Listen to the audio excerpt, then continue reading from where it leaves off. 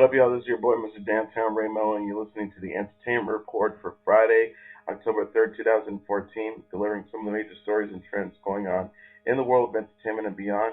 You can follow the show on Facebook or on Twitter, facebook.com/The Entertainment Report with Ray Mello. That's RAYMELO, or on Twitter at The Enter Report. You can also listen to The Entertainment Report with Ray Mello anytime you want around the world on iHeartRadio. We have an iHeartRadio page. All you have to do is search for the Entertainment Report, and it will take you to the page of the podcast show. Teresa Giudice was sentenced to 15 months in prison Thursday, but the show must go on. The Bravo reality star will still participate in the Real Housewives of New Jersey Season 6 reunion episode Sunday, according to an individual with knowledge of the project. As Rap previously reported, Giudice and her husband Joe Giudice were both sentenced in a federal court Thursday after pleading guilty to various counts of mail, wire, and bankruptcy fraud back in March. Teresa Giudice was sentenced to 15 months in prison, while Joe, who also pleaded guilty to a count for failing to file a tax return, was sentenced to 41 months. The pair will serve their sentence separately for the sake of their 4 daughters. Before his sentence, Joe told the court, "I stand here humiliated before the court and my family and society. I disgraced many people, including my wife and 4 daughters. I take full responsibility for my actions. I promise to be a better person."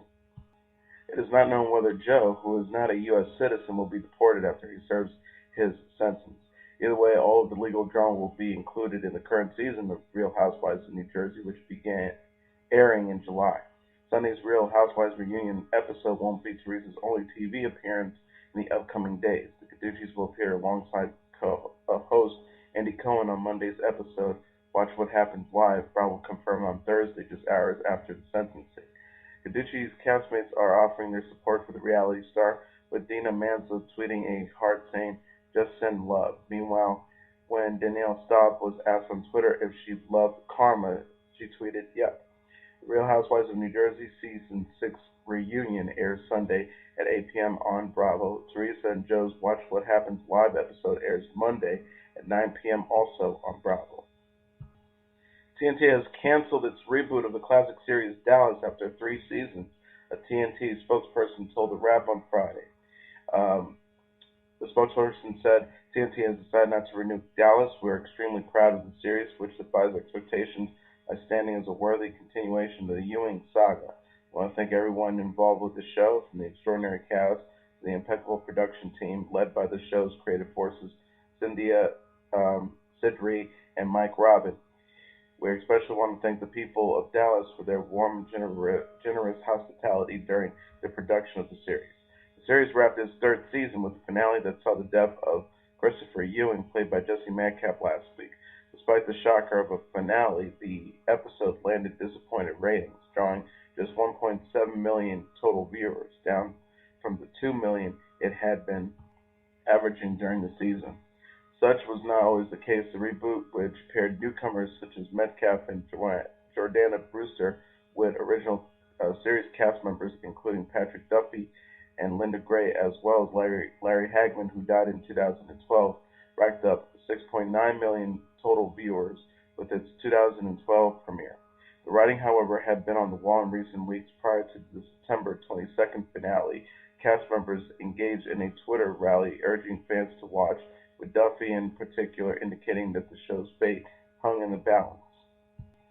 Nicolas Cage's faith-based thriller Left Behind producers sued over $18 million in advertising costs. One of the financiers of Nicolas Cage's Rapture disaster movie alleges in a lawsuit that it's being cheated by producers on the deal involving $18 million for print and advertising. Panda Media of Illinois is seeking $2 million in damage, with an injunction bearing the distribution of proceeds from the film, which opened Friday to scathing reviews, according to the Cook County Circuit Court lawsuit filed Friday. Panda claims it reached an agreement in March 2013 to provide $18 million in exchange for 5% of the film's revenues over 7 years. But Panda alleges that the defendants instead, quote, took for themselves without any compensation being paid to plaintiffs the P&A commitment and used that commitment for their own benefit for the purpose of financing the production and distribution of the move, from which defendants are expected to earn millions of dollars. Panda estimated the production cost at $20 million. The lawsuit names producers Stony Lake Entertainment and Cloud 10 Pictures among other defendants. Representatives for Stony Lake and Cloud 10 didn't immediately respond to the rap for request for comment. Is the classic TV show Twin Peaks coming back? Well, according to co-creator and director David Lynch, he's been sending tweets with cryptic messages for fans. He wrote, "Dear Twitter friends, that gum you like is going to come back in style at Damn Good Coffee." The show's co-creator and director David Lynch tweeted Friday morning. Even more curious, the show's co-creator Mark Frost tweeted the exact same message at the exact same time.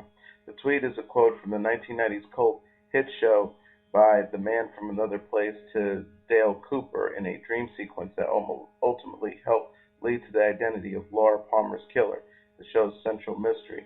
And of course, the wording of the quote certainly seems to suggest there's more of something Twin Peaks related making a comeback. It's hard to imagine it's yet another DVD set or more deleted scenes, since a buttload of Twin Peaks material was just released in a definitive collection that included the whole series and the prequel film Fire Walk with Me. But Lynch has always kept the possibility of fresh Twin Peaks stories open. In 2013, he told actor Ray Weiss during a gala, "Well, Ray, the town is still there, and I suppose it's possible that we could revisit it. Of course, you're already dead, but we can maybe work around that." Actor, comedian, and writer Steve Martin has been named recipient of the 2015 American Film Institute AFI Lifetime Achievement Award. The AFI announced on Friday. The award typically goes to dramatic actors or directors, with Martin only becoming the second recipient who would be considered primarily a comic following Mel Brooks in 2013. The AFI Lifetime Achievement Award is announced well in advance of the ceremony, which will take place on June 4, 2015. It will broadcast on TNT later that month, with encore presentations on TCM. Martin, who's 69, has previously received an Emmy, 4 Grammys, and a Kennedy Center honor. He was given an honorary Academy Award at last year's Governor's Awards ceremony. Born in Texas and raised in Southern California, he became a stand-up comedian and writer for shows like Smothers Brothers Comedy Hour. By the mid-1970s, he was one of the most successful stand-up comics in the country, and he began making the first of many appearances on NBC's Saturday Night Live. Martin's film career began with the 1977 short The Absent-Minded Walter and the 1979 feature The Jerk. He went on to make films that included Pennies from Heaven, Dead Men Don't Wear Plaid, Three Amigos, All of Me, Roxanne, Father of the Bride, Parenthood, Grand Canyon, LA Story, and Shop Girls, which was adapted from his novella. Recently, Martin has been playing banjo in the bluegrass group, the Steep Canyon Rangers. AFI Board of Trustees Chair Howard Stringer, in a press release, announced the honor. Steve Martin is an American original, from a wild and crazy stand-up comic to one who stands tall among the great figures in this American art form. He is a multi-layered creative force bound by neither convention nor caution. Beginning with John Ford in 1973, the AFI has given the award to 42 different people, most recently Jane Fonda last June and Mel Brooks in 2013. The ceremony honoring Brooks was one of the most widely entertaining in the AFI's history, suggesting that comics make good uh, fodlers for TV. Other recent recipients include Shirley MacLaine in 2012, Morgan Freeman in 2011, and Mike Nichols in 2010, as well as Michael Douglas, Warren Beatty, Al Pacino, Meryl Streep, Tom Hanks, and Robert De Niro in previous years. The cast and crew of Top Gear was forced to leave Argentina due to angry protests over the use of number plates some took as a reference to the Falklands Wars. The team used a Porsche with registration H982FLK, suggested by politicians and Army veterans in the country to be a vile reference to the 1982 conflict. A group of war veterans protested outside their hotel, with the local politicians said that the team had been escorted to the airport. Local media showed pictures appearing to show the car, which no longer bore the license plate, abandoned and with smashed windows. The BBC confirmed they were leaving the country, although show bosses have said the number plate was merely a coincidence and was not chosen deliberately. Man who attacked Keeping Up with the Kardashians regular Jonathan Cheban with a knife 4 months ago was shot and killed by the NYPD officers Friday after a tense standoff. Police say Dennis Volchin had ransacked his mother's home in Brooklyn, and when the officers arrived, he was sitting on a couch with three knives next to him. Cops tried to talk him into surrendering, but he eventually lunged at them with one of the knives, and they opened fire. Volchin was hit once in the body and died later at a hospital. Law enforcement sources and Cheeman himself told TMZ Bolchin is the same man who lunged at Jonathan when he was in a Brooklyn sushi joint back in May. TMZ broke the story. The Keeping Up with the Kardashians regular was leaving the restaurant after Bolchin, who had a knife on him, tailed JC around the spot. When Bolchin made his move, Chebian's bodyguard punched him in the face and subdued him. Witnesses say Bolchin appeared to have been on drugs during Friday's incident. Charlie Sheen allegedly jumped out of a dental chair last week, pulled his nitrous oxide mask off, and grabbed the dental tech's breast, so she claims in a new lawsuit claims that Charlie says are observed. Margarita Palestino alleges in her new lawsuit Charlie came to the office last week for a procedure that required nitrous. As she put the mask on him, she says he ripped it off, jumped out of the chair, and yelled, "I'm going to fucking kill you." She says she continued trying to put the mask on, and this time he grabbed her left breast and pulled her scrubs, then grabbed her bra strap and tried to pull it down. Palestino says Charlie came to the office incoherent, and she says the dentist told her Charlie was high on crack cocaine, something Charlie says is absurd. She also says Charlie lunged at one of the dentists with a knife and then started stabbing the dental chair. And Palestino says on their way out, Charlie's assistants offered her $500 for her troubles. As TMZ first reported, the dentist has told cops Palestino is lying and nothing of the sort happened, and he accused her of blabbing that Charlie was a patient, a violation of HIPAA. Charlie's lawyer, Marty Singer, says TMZ this is a ridiculous claim by an opportunist looking to make her 15 minutes of fame. My client is confident he will prevail in this absurd lawsuit.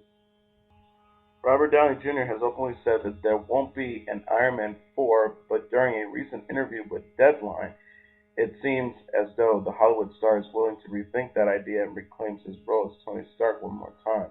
There is only one tiny catch, though. Robert Downey Jr. suggests that he's open to doing another installment of the popular franchise if his pal Mel Gibson directs it. Deadline asks, Marvel badly wants Iron Man 4, and you said you aren't doing it. How about the idea you'll do that movie if Mel directs it?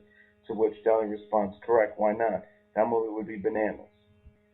He has changed so much, Downey said of Gibson, who has had his fair share of troubles in the media. Nobody should make a case for somebody who just wants forgiveness but hasn't changed. But he is a fundamentally different guy. I think it was just the very worst aspect of somebody's psychic being treated as though they were the blanket statement about a person. But honestly, we're talking about a competitive business, and it all comes down to this. Because he is so gifted as a storyteller and a director, I don't know that he requires some sort of mass forgiveness. He has changed, but at the same time, he's still Mel. He and I are similar in so many ways. He really, honestly, is the first to admit his character defects and also is just a great, great collaborative guy. I always say, too, that if you want to judge a man or a woman, then look at their kids. He has the healthiest, happiest, most productive kids you could ever meet or know, and I'm fortunate to be friendly with several of them. He did a lot right, and there's stuff he taught me about parenting that didn't sink in at the time, but have proven to be true. Keanu Reeves has obtained a temporary restraining order against the woman accused of breaking into his house on September 15th and both taking a shower and going for a swim in his pool while she was there. While the woman identified as Carrie Cole Rouse did not make verbal threats against him, the star states in court documents that her, quote, delusional belief that I invited her onto my property presents a reasonable threat that she will attempt further trespass into my home or otherwise cause injury to me. According to the TRO petition filed yesterday in the Los Angeles Superior Court, Ross is required to stay at least 100 yards away from Reeves. A hearing on whether to extend the order is scheduled for October 22nd.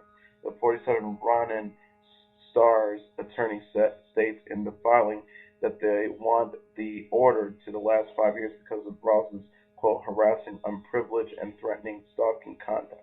Reeves' filing states that his editor friend, Janie Burgam, discovered Ross in the house and called 911. She was arrested and placed on a 5,550 sector hold per the complaint.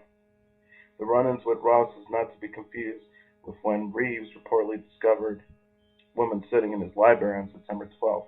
Per TMZ, which was first with the unsettling news, law enforcement sources said that Reeves talked calmly to the woman and uneventfully called 911 to report the incident. The LAPD later confirmed to E! News that a trespassing report was taken and the woman was transported to an undisclosed medical facility for further evaluation. Amanda Bynes has been seen once again, only this time she was spotted walking busy streets of New York City solo and wearing a band-aid on her cheek. The troubled former child star was most recently at LAX eating solo and talking to herself during a presumably pre-flight meal at Gladstone's restaurant. According to an eyewitness, came into the eatery by herself around 11 p.m. before her behavior took a bizarre turn. She sat down at a booth which is normally reserved for groups, our source shares. They let her sit at the booth because she was Amanda Bynes and they knew her history. She asked for extra napkins before she even placed an order. The eyewitness continued. Amanda was at the table by herself with all her makeup spread out across the table. She was talking to herself, putting on a ton of makeup. She would apply some, looked in her compact, and made weird pouty faces, and they say to herself, okay, that looks fine.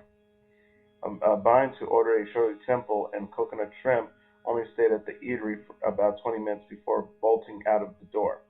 She had a really weird gait to her. She was power walking with posture like a pregnant woman. It was bizarre. The 28-year-old star was arrested for a DUI in Los Angeles earlier this week after officials noticed her driving erratically in the early morning hours. Amanda was displaying symptoms that led us to believe she may have been under the influence of a stimulant. A California Highway Patrol spokesperson told E! News shortly after the arrest it possibly could be a combination of a stimulant and other drugs. We do not know. Bynes was released on a $15,000 bail immediately after she was booked, but has not broken her silence since her latest legal blow.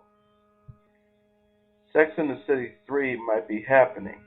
There's been plenty of talk. Sarah Jessica Parker has even addressed the rumors head on during recent interviews, but it looks like there's another glimmer of hope for a Sex and the City 3 movie happening. During an interview with Dish Nation, Jennifer Hudson spilled the beans on there being some of the behind the scenes buzz already for a possible third installment to the mega successful films. She revealed, I think it might be happening. Somebody just came to me talking about that, so if it's in talks, it might happen. So look out for your girl Louise from St. Louis. The news comes after producer Michael Patrick King told Entertainment Weekly that the Sex and the City team had, quote, one story left in them back in February. And adding fuel to the fire just days later, none other than Sarah Jessica Parker, who plays Carrie Bradshaw herself, gushed to Harper's Bazaar about playing the role of a lifetime and if there's another chapter left in the film's adaptation.